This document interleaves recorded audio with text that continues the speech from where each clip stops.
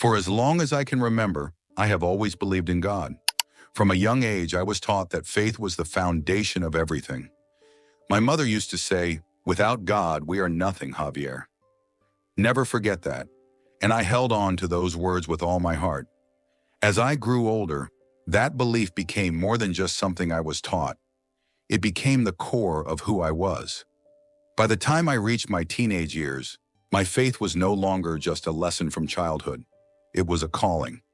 I knew I wanted to dedicate my life to Him. Becoming a priest didn't feel like a choice. It felt like destiny. I spent years in seminary, immersing myself in scripture, theology, and the doctrines of the church. I memorized prayers, learned the sacred rituals, and studied what it meant to be a shepherd for God's people. Every lesson, every moment of study felt like another step toward fulfilling my purpose. And when I was finally ordained, it was as if everything had fallen into place. I had a mission, a reason to exist. For years, I served in a small town in Mexico, a place where faith was woven into the fabric of everyday life. The people trusted me. They came to me for guidance, for comfort, for hope when life became too heavy to bear. I baptized their children, officiated their weddings, and blessed their homes. Outwardly, I was everything a priest should be, but deep inside, something never felt quite right.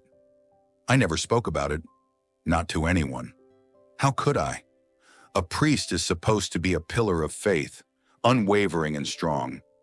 But in the quiet moments, when the church was empty and the only light came from the flickering candles against the old stone walls, I felt it, the doubt.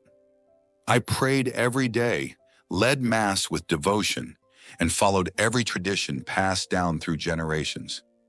I did everything I was supposed to do. And yet, despite all of it, a question lingered in the back of my mind. Did I truly know God, or was I just performing the role expected of me? Was I leading people toward Him, or was I simply maintaining an institution? I tried to push those thoughts away, convincing myself they were just moments of weakness. But no matter how much I ignored them, they never fully left me. And then, one night, everything changed. It started like any other evening. The town had settled into its quiet rhythm, with families retreating into their homes. I had finished my final prayers for the day and sat alone in the church, the dim candlelight casting long shadows across the worn wooden pews. The air was still, save for the distant chirping of crickets outside and the occasional creak of the old wooden doors shifting in the wind. I lifted my eyes to the large crucifix hanging above the altar, staring into the sorrowful gaze of Christ on the cross. What am I missing, I thought. Why do I feel so far from you? Closing my eyes, I whispered a quiet prayer, asking for clarity, for guidance, anything to dispel the emptiness I had been feeling. And then, it happened. At first, it was just a subtle pressure in my chest. Nothing alarming, just enough to make me shift uncomfortably in my seat. I adjusted my posture, thinking it was simply fatigue from the long day. But then, the pressure intensified, spreading like fire through my ribs. I gasped, clutching my chest as the pain became unbearable. A sharp, searing sensation shot down my arm, and suddenly it felt as though all the strength in my body was being drained away. My vision blurred, the soft glow of the candles stretching into strange, distorted streaks. I tried to push myself up from the pew, but my legs refused to cooperate. My breathing became shallow, my head spinning as the world around me tilted. A loud, rhythmic pounding filled my ears, my heartbeat erratic and desperate. I was dying. The realization struck me with terrifying clarity. My body was shutting down right here, in the very place where I had dedicated my life to serving God, alone, with no one to call for help. I reached out, my fingers brushing against the altar, as if touching it might somehow keep me tethered to this world. But my strength was slipping fast. My knees buckled, and I collapsed onto the cold tile floor.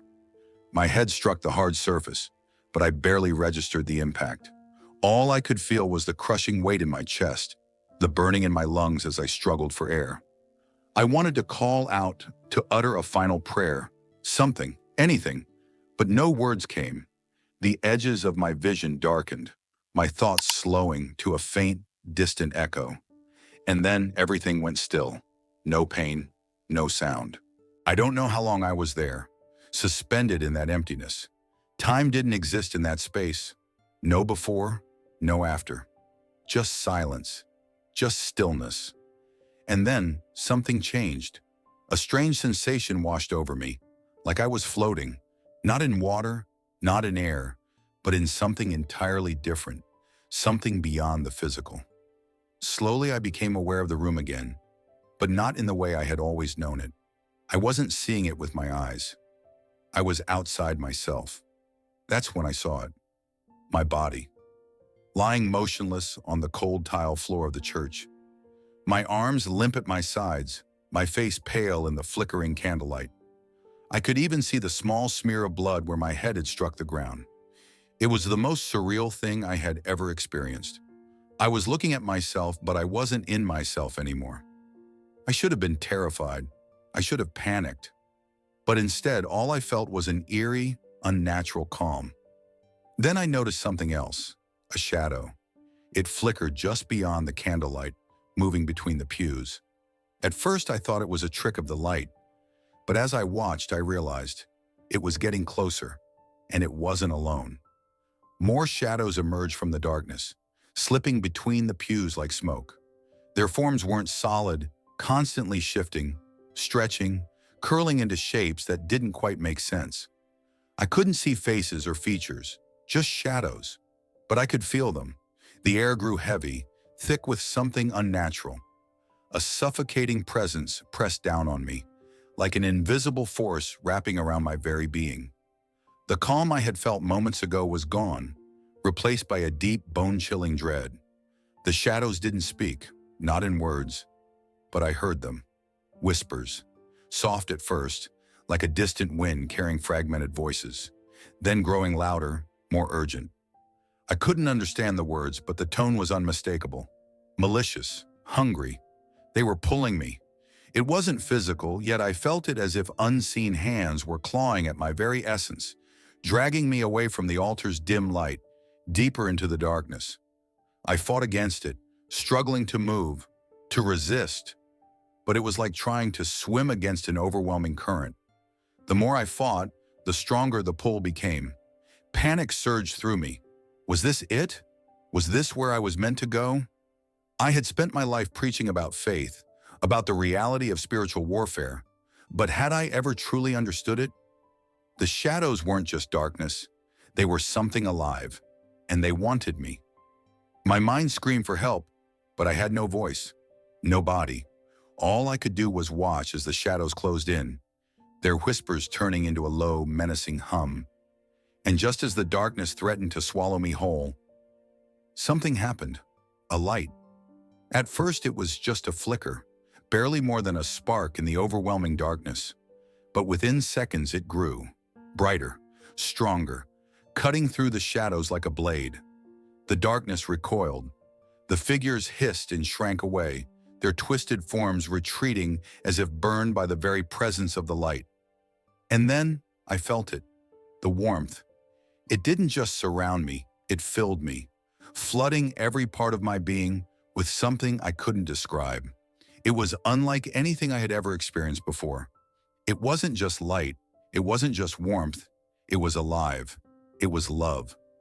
The fear that had gripped me just moments before evaporated, replaced by a peace so deep, so profound, that I felt as if I had been lifted out of the darkness entirely. The pull of the shadows was gone. Now I was being drawn towards something else, the light. And I didn't resist. The whispers faded. The weight pressing down on me disappeared. And as I moved toward the radiant glow, I became aware of something. A presence within the light. It wasn't just an empty brilliance. It was someone who had been waiting for me. And in that moment, I knew this was no dream. This was real. And whatever was about to happen next would change me forever. The closer I moved toward the light, the more I felt it. Not just around me, but within me. It was as if every part of me that had once been weighed down by doubt, fear, and uncertainty was now being lifted, purified by something far greater than myself. Then I saw him. At the center of the light stood a figure, radiant yet distinct. He wasn't just in the light. He was the light. His form was clear, yet beyond my understanding, as if he was both visible and infinite at the same time. His face radiated love, pure, boundless love, but there was something else in his presence. Authority, power, holiness beyond anything I had ever imagined. I couldn't move. I didn't need to. His very presence held me in place, filling me with a sense of awe so profound that I could do nothing but exist in it. Then he spoke. Javier. The sound of my name wasn't just a voice. It was a calling, a knowing. It didn't just reach my ears, it resonated through my soul, as if he was speaking to the deepest parts of who I was. Again, he said it. Javier. And this time I felt the weight of it. Not condemnation, not anger, just truth. I couldn't speak. What could I possibly say? My whole life I had preached about Jesus, taught his words, led others in his name, and now here I was standing before him. Completely unprepared. He stepped closer, and as he did, the love radiating from him became almost overwhelming. It wasn't a love I had earned. It wasn't a love I deserved. It was simply there, unconditional, infinite, and all-encompassing. You have served me, Javier, he said, his voice gentle but firm. You have dedicated your life to my work, but... He paused, looking deep into me, through me. Do you truly know me? The question struck like a thunderclap. My mind raced. Of course, I knew him, didn't I? I had spent decades studying scripture, leading mass, guiding others in their faith. I had spoken his name more times than I could count. But as I stood before him now, stripped of everything, my title, my role, my rituals, did I truly know him? The realization crashed over me like a wave.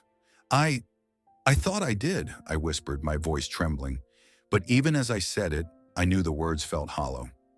Jesus looked at me with an expression I can only describe as sorrowful, yet hopeful, as if he already knew my answer, but was waiting for me to see it.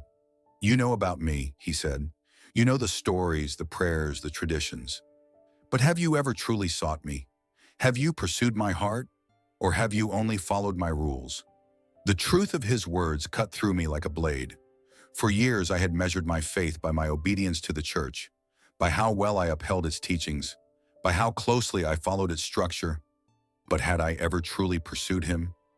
Tears welled in my eyes as the weight of it all came crashing down. I thought about all the sermons I had given, all the advice I had shared, all the times I had told others to trust Jesus, when I had never truly done so myself. I don't know, I admitted, my voice barely above a whisper. I thought I was doing what you wanted. I thought I was serving you. Jesus reached out, placing his hand on my shoulder, and the warmth of his touch filled me with both comfort and conviction. You have done many good things, Javier, he said, but faith is not about what you do. It is about who you are, with me. It is about knowing me, loving me, and letting that love guide everything you do. I couldn't hold back the tears anymore. They spilled down my face as I fell to my knees before him. I'm sorry, I choked out. I thought I was enough. I thought I was doing enough. But now I see what I was missing. Jesus knelt before me, his face close to mine, his eyes filled with nothing but love. It is not too late, Javier, he said. You can know me. You can still walk with me, not just for me. His words were a lifeline, pulling me from the despair I hadn't even realized I had been drowning in. For the first time, I understood the difference between the faith I had practiced and the faith he was calling me to. It wasn't about rituals, it wasn't about status, it wasn't about the church as an institution, it was about him. Teach me, I whispered, looking up at him through my tears. Teach me how to know you. Jesus smiled, and in that moment, the light around us seemed to grow even brighter. This is the beginning, Javier, he said, but there is much more to see. And with that, the world around us began to shift again. The light around us shimmered, shifting like waves on an unseen ocean. Suddenly, I was no longer standing in the warm radiance of his presence. Instead, I was watching. Scenes from my own life unfolding before me as if I were looking through a window into the past. But these weren't just memories. They were moments of my ministry, moments I had once believed were my greatest acts of service to God. At first, I saw myself blessing a family's new home. The mother clutched her baby tightly, her face filled with gratitude as I sprinkled holy water and recited the traditional prayers. Back then, I had felt proud, proud to be their priest, proud to be fulfilling my duty. But now, through Jesus' eyes, I saw something I hadn't noticed before. I had rushed through the blessing, my mind already on the next appointment. I hadn't truly seen them. I hadn't asked about their fears, their struggles, their needs. I had performed the ritual, but I hadn't been present with them. The scene shifted. Now I was standing at the pulpit, delivering a sermon to a packed church. I spoke with conviction, emphasizing the importance of faith and obedience. My voice was strong, my message clear. At the time, I had believed I was inspiring my congregation, leading them toward God. But now I saw their faces in a new light. Some eyes were filled with longing, others with confusion, some with pain.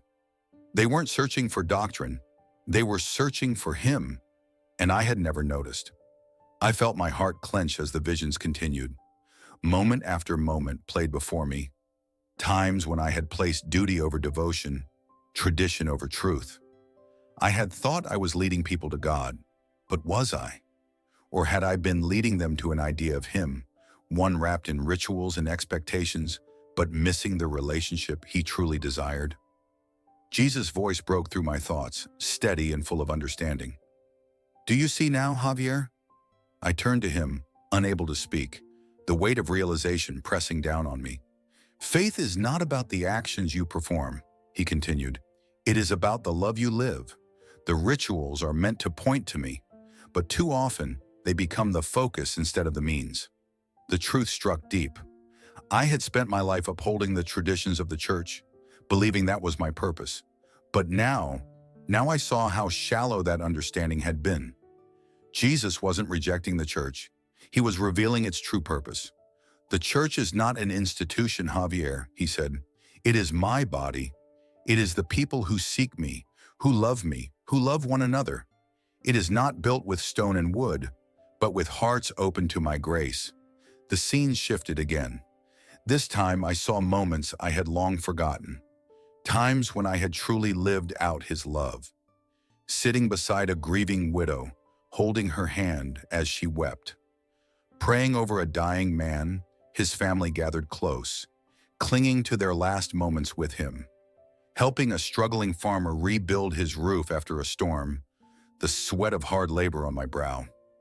Jesus' voice was soft but unwavering. "These were the moments when you knew me, Javier. Not because of what you were doing, but because of how you were loving. These were the times when your heart was aligned with mine." I watched, my heart torn between awe and sorrow. Awe at the power of love, at how simple acts of kindness had carried more of Christ's presence than any sermon I had ever preached, and sorrow at how often I had missed it.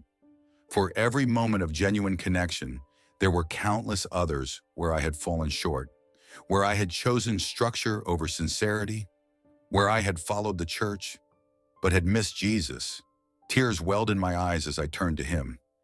And in His gaze I found no condemnation, only love, and an invitation to something greater. Jesus stepped closer, His gaze filled with both compassion and purpose. I could feel that He wasn't just revealing these things to convict me. He was showing me so that I could change. "Javier," He said, His voice steady yet gentle, "I do not condemn you." A wave of relief washed over me, but before I could fully process it, He continued, "I know your heart. I know the burdens you have carried, but now you see the truth." His eyes held mine, unwavering. "And with truth comes a choice." I swallowed hard. "A choice?" I whispered. "Yes," He nodded. "You can continue as you were, doing good, but never truly knowing me. Or," he paused, letting the weight of his words settle in, "you can let go of the traditions that have held you back and step into the fullness of my love." I felt my heart pounding. "You can lead others to me, not through rituals, but through a life that reflects my grace." The gravity of his words was almost too much to bear. He was asking me to change everything. For so long, I had believed that my role as a priest was about preserving the church, keeping its traditions alive, upholding its sacred practices. But now I understood. It wasn't about rituals. It wasn't about the institution. It was about Him. Faith wasn't about obedience to a system. It was about knowing Jesus and helping others know Him too. Tears streamed down my face as I looked up at Him. "I want to choose you." The words left my lips before I even had time to second-guess them. I meant them, with everything in me. "I want to truly know you, to live for you." Jesus smiled, and in that moment, the light around us seemed to glow even brighter. "Then follow me, Javier, and trust that I will guide you every step of the way." His words settled deep within me, anchoring me in a way I had never experienced before. For the first time in my life, I wasn't just following a calling. I was following Him, and I knew I would never be the same again. As Jesus spoke, I felt something shift deep within me, a release, a breaking away of everything that had once defined me, my position, my rituals, my sense of duty. None of it mattered the way I thought it did. What mattered was Him. The light around us began to change, swirling like mist caught in a gentle breeze. Then suddenly I was no longer standing in its radiance. Instead, I was seeing the world, not as maps or landscapes, but as lives, as souls. I saw people moving through their daily routines, their faces marked by quiet despair. Some were burdened by poverty, others were trapped in loneliness or grief. Many were surrounded by the comforts of life, yet their eyes were empty, searching for something more. And then I saw the churches. Some were full of people, others nearly empty. In many of them, the focus was on rituals, on words recited, songs sung, traditions upheld. But I could feel it, an absence, a hollow space where something essential should have been. They had religion, but they did not know Him. And yet, scattered among them, I saw something else. Moments of true faith, small flickers of light shining in the darkness. A mother kneeling beside her child's bed, whispering a prayer from the depths of her heart. A young man choosing forgiveness over anger. A stranger showing kindness to someone in need. Simple moments, but real. These were the people who knew Jesus, not just His name, not just His teachings, but Him. The vision filled me with both sorrow and hope. Sorrow for those lost in tradition, believing that rituals alone would save them. Hope for those who had found something deeper, something I had only just begun to understand. Then Jesus spoke again. "Do you see, Javier?" His voice was both gentle and firm. "This is the world I came to save." I turned to Him, tears still streaming down my face. "But how?" I asked, my voice shaking. "How can I reach them? How can I help them see what I have seen?" Jesus smiled, an expression filled with both encouragement and conviction. "By living the truth you now know," He said, "by showing them my love, not just speaking of it, by walking with them, not above them, and by reminding them that their worth is not in what they do, but in who they are in me." His words settled into my heart, planting themselves like seeds in fertile soil. I didn't know how I would do this, but I knew I had to. The world needed this message, this truth, and I was being entrusted with it. Before I could respond, Jesus lifted His hand, and suddenly the light surged around us. I felt it before I saw it, a warmth spreading through me, filling every part of my being. His hand rested over my heart, and in that instant, I knew I was not alone. I would never be alone. "Javier," He said, His tone both commanding and full of love, "you are not being sent alone. I will be with you in every step, in every word, in every moment." The warmth intensified, wrapping around me like an embrace. The doubts, the fears, the weight I had carried for so long, they no longer held power over me. I felt something change inside me, like a veil had been lifted, like I could see the world and my purpose with a clarity I had never known. The light around us began to shift again, and I knew what was happening. My time here was coming to an end. I was being sent back, to my body, to my life, to the mission Jesus had given me. Before the light faded, Jesus spoke one last time. Remember, Javier, it is not about what you know, it is about who you know, and I have always known you. With those words, the light dimmed, and I felt myself being pulled back, drawn gently yet powerfully into the world I had left behind. The warmth of his presence remained, even as the weight of my body returned. The first thing I heard was the sound of voices, faint at first, then clearer, urgent. I gasped as air filled my lungs once more. My chest ached, my body felt heavy, but I was alive. I opened my eyes slowly, squinting against the harsh, fluorescent light above me.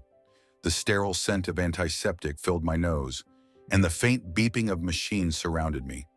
It took a moment to understand where I was. A hospital.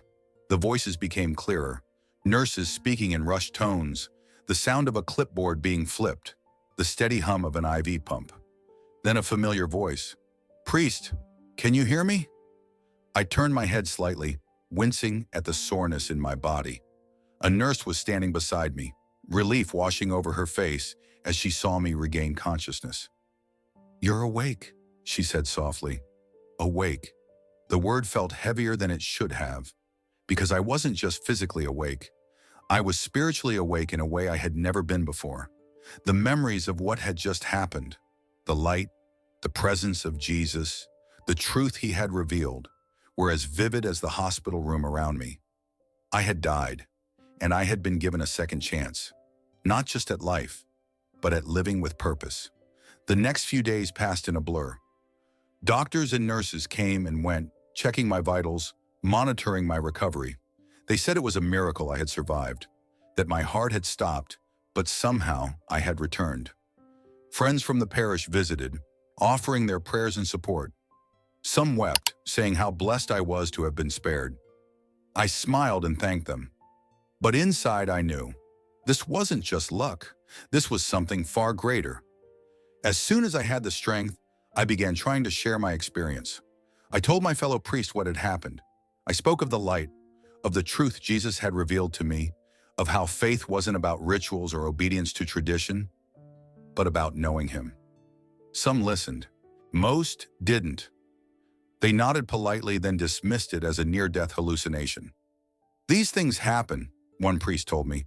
"The brain creates visions during trauma. Don't read too much into it." But I couldn't ignore it, because I knew what I had seen, what I had felt, what I had learned. Not everyone dismissed me. Some listened intently, their eyes filled with wonder. "Priest," one woman asked me hesitantly, "do you think Jesus is calling us to something different?" I met her gaze, my voice steady. "Yes," I said, "he is calling all of us, not to follow rituals blindly, but to truly know him, to live in love, humility, and faith." And that moment, that simple conversation, was the beginning of my new ministry.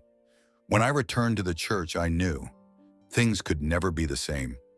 I couldn't just stand at the pulpit and deliver the same sermons, perform the same rituals, and go through the motions as if nothing had changed, because I had changed. And I knew I wasn't supposed to keep this to myself. So I started differently. I stopped preaching about obedience to the church as the ultimate goal. Instead, I spoke about Jesus, not as a distant figure, not as a concept wrapped in doctrine, but as someone we could truly know. I told my congregation that faith wasn't about perfect attendance at Mass or following every tradition without question. It was about a relationship. It was about seeking him in everything we did. I encouraged them to pray, not just recite prayers, but to talk to God, to listen, to open their hearts to his presence. Some embraced this shift immediately. They told me they had never felt closer to God than when they began to seek him personally. Others resisted. Some whispered that I was changing too much, that I was abandoning tradition, that I was losing my way. But I knew the truth. I wasn't losing my way. For the first time, I was finding it. Beyond the pulpit, my work changed too. I spent more time with the people, really seeing them, listening to them. I sat with the sick, not just offering last rites, but comforting them, reminding them they were not alone. I visited homes, not just to bless them, but to pray with families, to hear their struggles, to show them that God cared about them, not just their rituals, but their hearts. And I saw something incredible. People began to change, not because they were following more rules, but because they were experiencing Jesus for themselves. They prayed differently. They loved differently. The church wasn't just a place they went to anymore. It was a place where they encountered Him. Not everyone understood. Some clung to the traditions they had known their whole lives, and that was okay. I wasn't here to force change. I was here to love, to guide, to reflect the truth Jesus had shown me. It wasn't always easy. There were days when I faced resistance, when doubt tried to creep back in, when I wondered if I was truly making a difference. But in those moments, I remembered His words, "You are not alone. I will guide you." And that was enough. Months passed, and the changes in the parish were undeniable. People who had once felt disconnected from their faith began to awaken. They prayed not out of obligation, but because they wanted to. They sought Jesus not just inside the walls of the church, but in their daily lives. Families grew closer. Neighbors became more compassionate. The church, once just a building, became a community. And for the first time in my life, I felt a peace I had never known before. The doubts that had once haunted me were gone. I no longer measured my worth by my title, by how perfectly I upheld traditions, by how well I maintained the institution, because I finally understood. My worth was not in my role. My worth was in Him, and that was enough. One evening, as I sat in the empty church, the candles flickering softly around me, I thought back to the night everything changed. I remembered the pain, the fear, the darkness that had surrounded me. But more than that, I remembered the light, the overwhelming radiant light of His presence. And I realized something. Faith was never meant to be about rituals alone. It was never meant to be about titles, status, or reputation. It was meant to be about Him, about knowing Him, about loving Him, about letting that love transform everything. I knelt before the altar, whispering a quiet prayer, not for myself, but for the people I had been called to serve.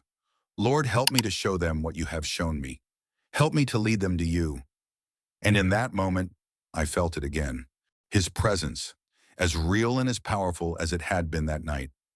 I knew then I was exactly where I was meant to be, doing exactly what I had been called to do. The journey wasn't over, but I was ready for whatever came next.